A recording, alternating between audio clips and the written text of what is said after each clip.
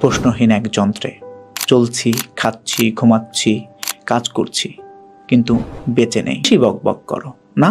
আজ আমরা বড় হয়েছি, চাকরি করছি, সংসার করছি, সবকিছুই করছি, কিন্তু ভেতরে ভেতরে আমরা কিন্তু মৃত। ছোটবেলার কথা মনে আছে যে কত শতই না প্রশ্ন ঘুরতো আমাদের মাথায়। ছোটবেলায় বাবার সাথে যখন ঘুরতে যেতাম তখন সারাক্ষণ প্রশ্ন করতাম, বাবা এটা কি, ওটা কি, এটা কেন হয়, ওটা কেন হয়। বাবা কখনো কখনো খুব বিরক্ত হতেন, কিন্তু আমার কৌতূহল থামতো না। মাঝে মাঝে প্রশ্নের জালে জর্জরিত করতাম আমার শিক্ষককে। মসজিদের ইমাম, বড় ভাই, যাকে পেতাম আশেপাশের সবাইকে প্রশ্ন করতাম। প্রশ্ন যেন ছিল আমার নিঃশ্বাসের মতো। বয়স বাড়ার সাথে সাথে মনের গহীনে জন্ম নিয়েছে শত শত প্রশ্নের ঝাঁক। কিছু প্রশ্নের উত্তর খুঁজে পেয়েছি, কিছু প্রশ্নের উত্তর এখনও খুঁজে যাচ্ছি অবিরত। আর একটা বিষয় খুব ভালোভাবে বুঝতে পারছি যে এই সমাজ, এই ধর্ম, এই সিস্টেম এর বিরুদ্ধে প্রশ্ন করলে সেটিকে কেউ মেনে নিতে চায় না, সেটিকে কেউ ভালো চোখে দেখে না। শিক্ষকরা মাঝে মাঝে অনেক বিরক্ত হতেন। মসজিদের ইমাম তো রীতিমতো আমাকে বিভিন্ন নাম দিতেন। আমি নাকি এটা হয়ে গেছি, আমি নাকি ওটা হয়ে যাচ্ছি। বন্ধুরা আমাকে বলতো যে তুই একটু বেশি ভাবিস। প্রশ্ন করি বলে আমি হয়ে যেতাম অশ্রদ্ধাশীল, অহংকারী। কখনো কখনো আমাকে বানিয়ে ফেলতো নাস্তিক, কখনো আবার বিদ্রোহী, কখনো বিপ্লবী। দার্শনিক সক্রেটিস বলেছিলেন, যে জীবন প্রশ্নহীন তার বেঁচে থাকার অধিকার নেই। আপনি তো বেঁচেই আছেন, তাহলে আপনার জীবনের প্রশ্ন কি? কে আপনি? কেনই বা বেঁচে আছেন? কি দরকার? ছোটবেলার কথা মনে আছে যে কত শতই না প্রশ্ন ঘুরতো আমাদের মাথায়। আকাশ কেন নীল হয়? ঘুমালে আমরা কোথায় যাই? চাঁদের বুড়ি কি সত্যিই চাঁদে বাস করে? আয়নায় আমরা উল্টা দেখি কেন? রাতে সূর্য কোথায় থাকে? এই নানান প্রশ্ন। কিন্তু বড় হওয়ার সাথে সাথে আমাদের সমাজ, পরিবার, এমনকি শিক্ষা ব্যবস্থা প্রশ্নগুলোকে ভুলিয়ে দিয়েছে।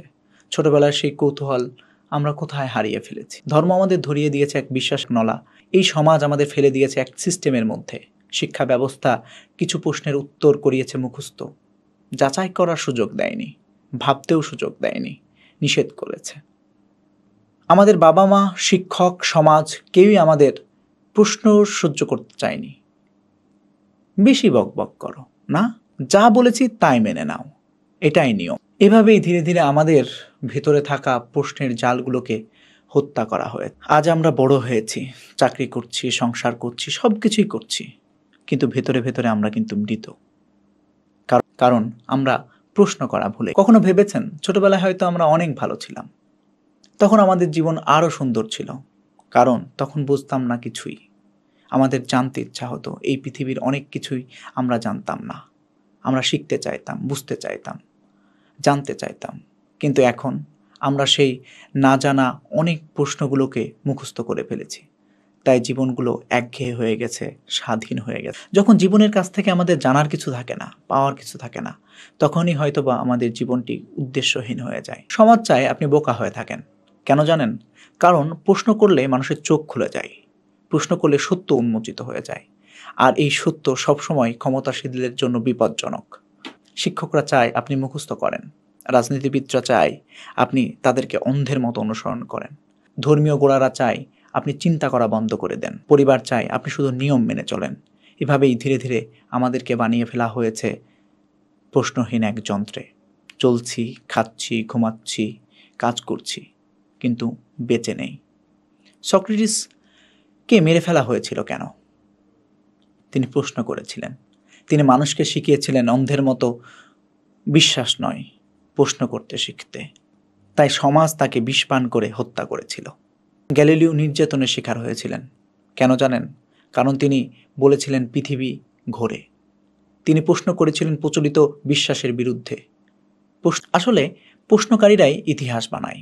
যারা চুপ করে থাকে তারা শুধু ইতিহাসটাকে ফলো করে। আমরা প্রতিদিন কিছু না কিছু দেখি, শুনি, মেনে নেই, বিশ্বাস করি, কিন্তু কজনই বা প্রশ্ন করি? প্রশ্ন করা মানে শুধুমাত্র উত্তর খুঁজে বেড়ানো নয়, বরং চিন্তার গভীরে পৌঁছানো, নিজেকে নতুন করে ভাবতে শেখা, পৃথিবীটাকে নতুন চোখে দেখা। আপনি যদি প্রশ্নই না করেন, তবে আপনার আর পোকা প্রাণীর মধ্যে পার্থক্য কোথায়?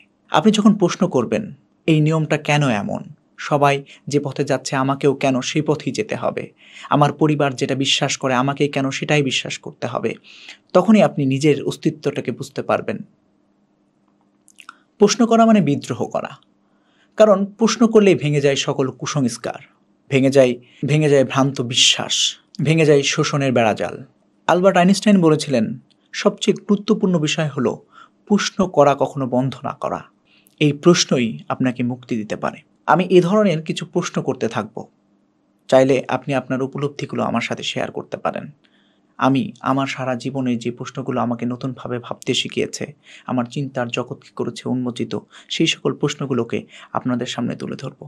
কিছু প্রশ্নের উত্তর হয়তোবা আছে, কিছু প্রশ্নের উত্তর হয়তোবা এখনও আমি খুঁজে পাইনি, কিন্তু আমি কোনো প্রশ্নের উত্তর দেব না। আমি শুধু আমার জীবনে জন্ম নেওয়া, আমার ভাবনাতে জন্ম নেওয়া কিছু প্রশ্ন করে যাব। উত্তরটা না হয় আপনি খুঁজে নেবেন।